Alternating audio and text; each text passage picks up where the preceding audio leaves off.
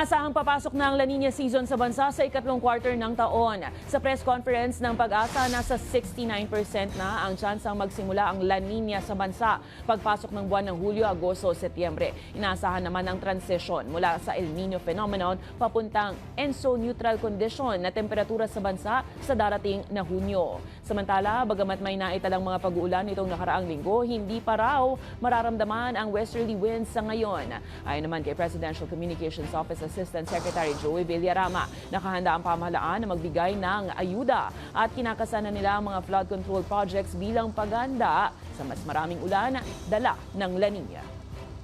Decaying stage na yung ating El Nino na nagkakaroon pa rin, although mayroon pa rin epekto sa ilang bahagi ng ating bansa at magta-transition tayo ng neutral condition by June at tumalaki ang posibilidad na towards the July, August, September period ay lumalaki yung porsyento. About 69% ay magkakaroon ng La Nina.